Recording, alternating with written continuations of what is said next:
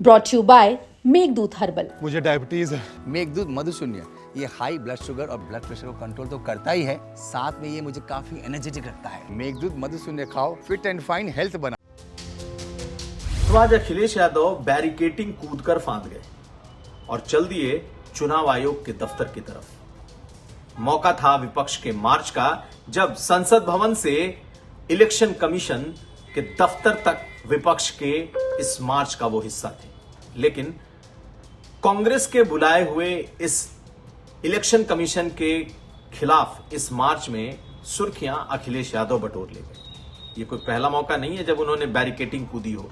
याद करिए, 1 साल पहले उन्होंने लखनऊ में जेपीएनआईसी के गेट को भी फांद गए थे। तो आखिर ये अखिलेश यादव की नई पॉलिटिक्स क्या है, कैसे वो अब सड़क की पॉलिटिक्स के भी महारथी बनते जा रहे हैं? आखिर इसके पीछे की उनकी सियासी सोच क्या हो सकती है, समझेंगे। यह भी जानिए कि मुख्यमंत्री योगी आदित्यनाथ ने आज नेता विपक्ष माता प्रसाद पांडे को लेकर क्या कह दिया है। माता प्रसाद पांडे अपनी शिकायत लेकर सदन में पहुंचे थे, लेकिन मुख्यमंत्री ने कह दिया ये आप थे तो शायद बच गए, कोई और होता तो पता नहीं क्या हो जाता। आखिर क्या है वो घटना और किस घटना के संदर्भ में ये बातें हुई हैं, ये भी बताएंगे। और आखिर में दिखाएंगे फतेहपुर का वो विवाद जो अभी तक शायद ही किसी की जानकारी में रहा हो। एक मकबरे और एक मंदिर का विवाद था, लेकिन आज वहां हिंदुवादी संगठनों ने खूब बवाल काटा है। आखिर क्या है ये पूरा विवाद? ये खबरें आज का यूपी में। नमस्कार, मैं हूं कुमार अभिषेक, आप देख रहे हैं यूपी तक। हम हाजिर अपना न्यूज शो आज का यूपी लेकर। तो सबसे पहले बात करेंगे अखिलेश यादव की। जी हां, अखिलेश यादव आज संसद से लेकर जो इलेक्शन कमीशन के दफ्तर तक का विपक्ष का मार्च था उसके वो भी हिस्सा थे। लेकिन पूरे विपक्ष के इस मार्च में अगर किसी ने सबसे ज्यादा सुर्खियां बटोरी तो वो अखिलेश यादव थे। वजह, अपनी पूरी सांसदों की टीम के साथ, विपक्ष के साथ वो जब पहुंचे तो संसद भवन के बाहर जो बैरिकेटिंग थी, जहां तक सांसदों को रोक दिया गया, उसके बाद चुनाव आयोग के दफ्तर तक जाने के लिए उन्होंने उस बैरिकेटिंग को वो फांद गए। सभी सांसदों को रोक दिया था पुलिस ने, लेकिन अखिलेश यादव इकलौते ऐसे नेता रहे जो कि उस बैरिकेटिंग पर चढ़ गए। उनके कई जो सांसद साथी वहां मौजूद थे, उनका सहारा लिया और इस बैरिकेटिंग को कूद कर दूसरी तरफ चले गए, जहां पर फिर पुलिस वालों ने उन्हें रोका। बाद में तमाम जो विपक्ष के नेता हैं उनकी गिरफ्तारियां हुई और फिर वहां से उन्हें गिरफ्तार करके भेजा गया, हिरासत में लेकर भेजा गया। लेकिन आज अखिलेश यादव ने ऐसा क्यों किया कि तमाम तकरीबन 200 से ज्यादा विपक्ष के सांसद थे और उस बीच अखिलेश यादव ने वो कदम उठाया जो लोग सोचते रह गए। जाना था इलेक्शन कमीशन ऑफिस, मुद्दा था एसआईआर का विरोध, और साथ साथ राहुल गांधी ने जिस वोट चोरी का आरोप लगाया इस सरकार पर, उसके खिलाफ। चुनाव आयोग के खिलाफ विपक्ष का सुर लगभग एक हो चुका है। सारे विपक्ष के नेता कम से कम चुनाव आयोग पर एसआईआर और वोट चोरी को लेकर लगातार हमले बोल रहे हैं। और आज जब विपक्ष के तमाम सांसद निकले तो अखिलेश यादव ने यह काम कर दिया। वो कूद गए और दिन भर मीडिया की सुर्खियों में वही छाए भी रहे। कोई पहली बार यह नहीं है। इसके पहले याद करिए, जब उत्तर प्रदेश की सरकार ने अखिलेश यादव के इस ऐलान के बाद कि वो जेपीएनआईसी जो Jayaprakash Narayan international convention centre है, वो पिछले कई सालों से यूं ही बंद पड़ा है। जब अखिलेश यादव ने ये ऐलान कर दिया कि वो जेपीएनआईसी के भीतर जाएंगे और जेपी के पर माल्यार्पण करेंगे, तो सरकार ने रातों रात उसे टीन लगाकर बंद करा दिया था। और जब अखिलेश यादव पहुंचे तो फिर उस गेट को फांद कर वो अंदर चले। तो ये दूसरा ऐसा मौका है जब सड़क की सियासत करते हुए अखिलेश यादव सबसे आगे दिखाई दे रहे हैं। अखिलेश यादव पर जो आरोप लगते रहे वो ये कि वो एसी की पॉलिटिक्स करते हैं। उन पर आरोप ये लगा कि वो सिर्फ पार्टी दफ्तर में बैठकर पॉलिटिक्स करते हैं। लेकिन आज जब संसद में विपक्ष का ये मार्च हुआ तो सबसे आगे दिखाई दिए, सबसे अलग करते हुए दिखाई दिए। और ये भी उन्होंने दिखाया कि अगर सड़क पर वो उतरकर पॉलिटिक्स करेंगे तो शायद दूसरे उनको मैच भी न कर सके। और यही हुआ भी, यानी कि एक साल में अखिलेश यादव के इस सियासत करने के तरीके में जो बदलाव आया है, खासकर सड़कों पर उतरकर जो पॉलिटिक्स इन दिनों अखिलेश यादव कर रहे हैं, यह दिल्ली से ज्यादा उत्तर प्रदेश को चौंका रहा है। चाहे वो मुख्यमंत्री हो या फिर बीजेपी का शीर्ष नेतृत्व, हमेशा अखिलेश यादव को इस बात पर घेरता रहा है कि ये जमीनी सियासत नहीं करते, ये सिल्वर स्पून के साथ पैदा हुए राजनेता हैं जिन्हें विरासत में सियासत मिली है। लेकिन अब अखिलेश यादव शायद सड़क पर कहीं ना कहीं राहुल गांधी को भी आउटस्मार्ट करते दिख रहे हैं। अगर आप देखें तो ये पूरा प्रोटेस्ट जो है, ये कांग्रेस के द्वारा इस पूरे प्रोटेस्ट की शुरुआत की गई थी, चाहे वो एसआईआर का विरोध हो या सबसे ताजा वोट चोरी का मामला, जो चुनाव आयोग से लेकर बीजेपी तक को कहीं ना कहीं सता रहा है, साल रहा है। और राहुल गांधी ने कुछ दिन पहले जिस तरीके से बाकायदा एक प्रेस कॉन्फ्रेंस करके एक पूरा प्रेजेंटेशन दिया था कि कैसे देश भर में वोटों की चोरी हो रही है, तो आज ये मुद्दा इतना बड़ा हो गया कि पूरा विपक्ष एक बैनर तले कम से कम इन दोनों मुद्दों पर एक हो गया।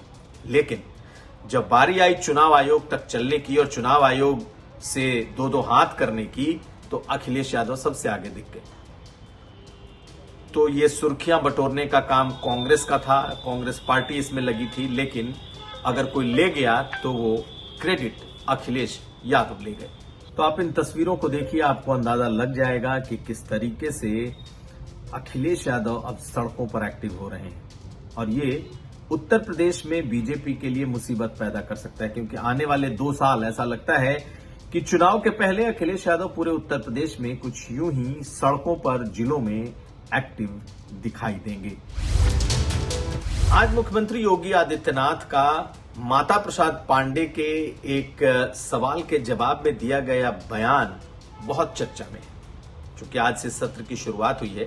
लेकिन मुख्यमंत्री योगी आदित्यनाथ ने जो बात कही है वो विपक्ष को चुभ गई। उन्होंने कहा क्या? माता प्रसाद पांडे के लिए बोलते हुए अपने पूरे भाषण के अंत में उन्होंने एक लाइन कह दी। उन्होंने कहा, आपकी जगह कोई और होता तो व्यापारी किसी और तरीके से अच्छे से जवाब देते।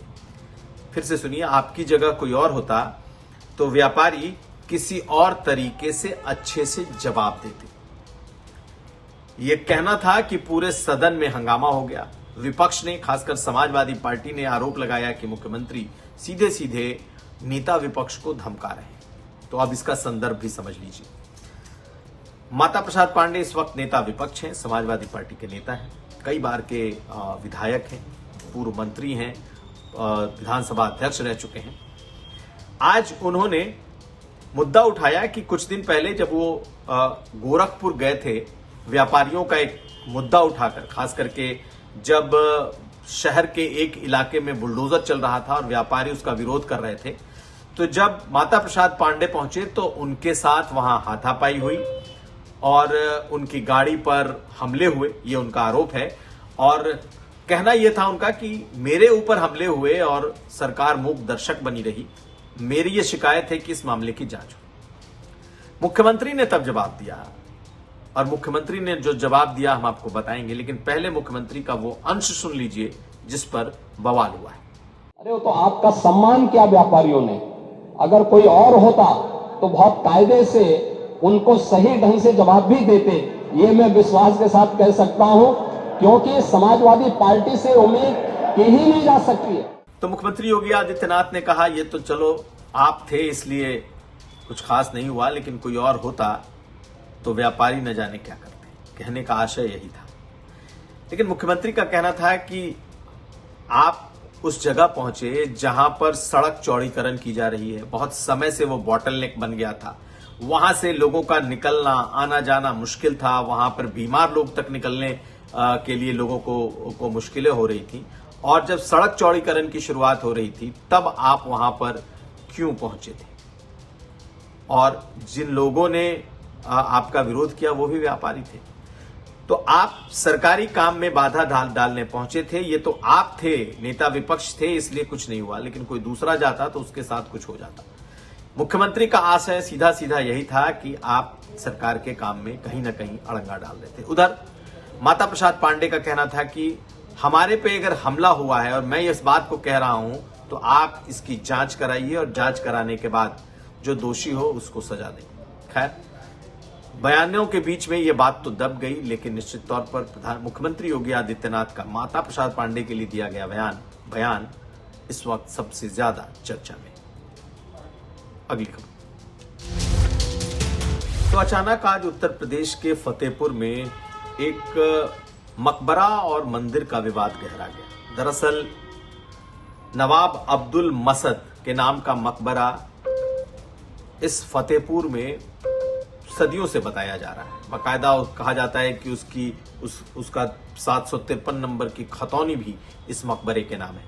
लेकिन हिंदू संगठनों ने यह आरोप लगाया कि दरअसल ये मकबरा नहीं है, 1000 साल पुराना ठाकुर जी का मंदिर है जिसे मकबरे में बदल दिया गया और वो अब इसे वापस पाना चाहते हैं। ये उनका मंदिर है और उसके लिए उन्होंने जो प्रमाण बोला है वो ये कि इस मकबरे के ऊपर अगर आप देखेंगे तो त्रिशूल के निशान हैं और कमल के फूल के निशान हैं और ये मंदिर का ही स्ट्रक्चर है जिसे मकबरे में तब्दील कर दिया गया। उधर मुस्लिम पक्ष ने कहा कि ये कतई मंदिर नहीं है, ये मकबरा है और नवाब अब्दुल समद मकबरा 200 साल पुराना है। बाकायदा इसकी खतौनी है, खतौनी का नंबर है।